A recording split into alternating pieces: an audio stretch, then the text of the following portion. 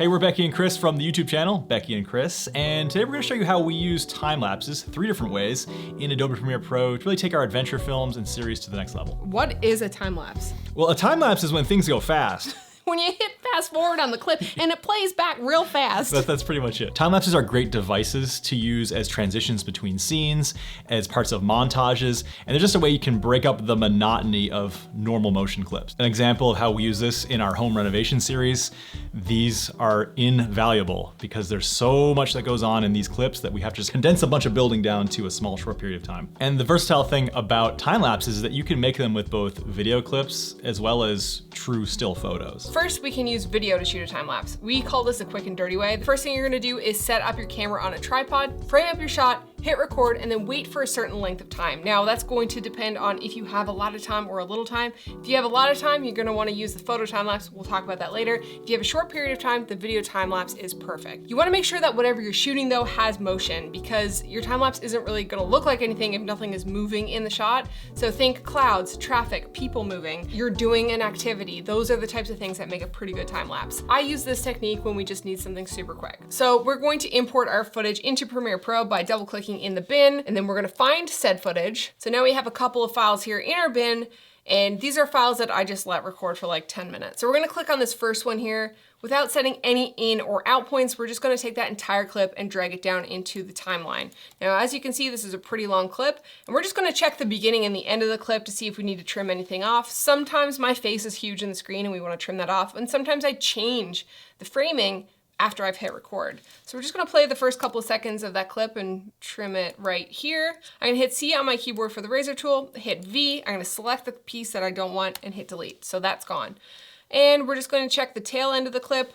Usually the last couple of frames sees me walking towards the camera or Chris walking towards the camera. So we're just gonna back off by a couple of frames here. We're gonna hit C again on our keyboard for that razor tool. V, we're gonna select that last piece and hit delete. Now we have a 12-minute and 39-second clip in the timeline, but nobody wants to watch a 12-minute clip of the same thing. So we're gonna wanna speed that up. So my favorite way to make a video time lapse is by using the rate stretch tool. So if I hit R on my keyboard and I hover over the end of this clip, you can see a red line shows up with arrows, and that is going to allow you to click and drag the duration of your clip, and it will actually change the clip speed instead of just shortening the clip. We're going to hover over the end of the clip, we're gonna click on our mouse, and we're gonna drag, and as we're dragging, you can see the duration is changing here, and so we're going to just make that clip about 5 seconds. And there we have the time lapse. So I prefer this method because it allows me to accurately customize the length of the clip based on the edit or the music and not kind of guessing at what percentage might work best. The second way we can make a video time lapse is by using the speed duration function. We're gonna take that clip, we're gonna drag that down into the timeline over here. We're going to right click on our mouse, come up to speed duration,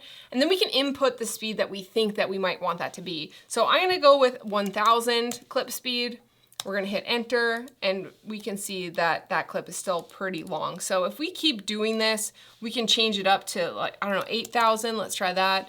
So as you can see, we're kind of guessing with the speed duration. It definitely works, but I prefer the rate stretch tool because it's just a little bit less cumbersome. Now jumping into photos. This is our third way to make a time lapse. It's a little bit more work up front, but I think the results are definitely worth it. Most modern day cameras have the ability to do interval shooting, so I like to shoot my photo time lapses in RAW, then make any edits in Lightroom, and then export my images as JPEGs into their own folder. In order to bring your photo time lapse into Premiere Pro, we're gonna double click in our bin, and we're gonna find that folder with the images in it. You wanna make sure that only the images from your time lapse are in the folder, otherwise it's going to get kind of messed up. So we're gonna click on the folder where our photos are, we're gonna click on the first photo in the folder, we're gonna come down here to options, hit image sequence, and then we're going to import that. So now we can come down here and double click, and we can just preview this time lapse in our source window. So you can see it compiled all of the images into a time lapse. We can take that entire time lapse and drag it down into the timeline. This is not gonna have audio because it was a photo only time lapse.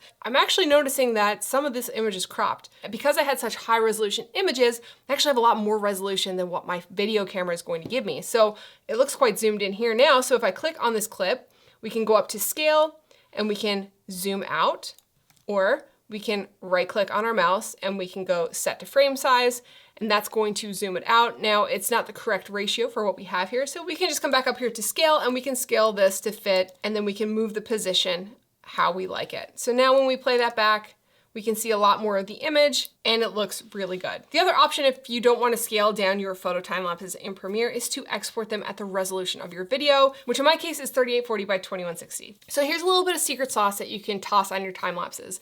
They can be improved by adding a little bit of motion. Let's go back to this tent time lapse. We can add a slow zoom in by using keyframes to add animation to our footage. So to add a slow zoom here, I'm going to turn on keyframes for scale. And we can see that one keyframe popped up here. Then I'm just gonna move over here a little bit. I'm gonna add another keyframe and then I'm gonna change the scale to 105. Now I'm going to drag my first keyframe to the very beginning of the clip and my last keyframe to the very end of the clip, just to make sure that motion spans the entire clip. And now we can play back our time lapse and we have a little bit of a slow zoom in. The same can be done for a panning style shot. You can zoom in and then change your position and then animate those keyframes to slowly pan from one side to the other. A little pro tip for you, keeping these adjustments soft and subtle will look the best unless you're going for a really aggressive or high energy edit. Shooting your time lapses with a slow shutter speed will also change the look. You can kind of see how the clouds and the water are a little more creamy in the sunset time lapse versus the crispness of this Milky Way time lapse. So time lapses definitely allow for an interesting way to show passage of time and really kind of take your story to the next level. So definitely give them a try in your next video. Thanks for watching. We'll see you on the next one. So give them a try. Give them a try. Why don't you give them a try?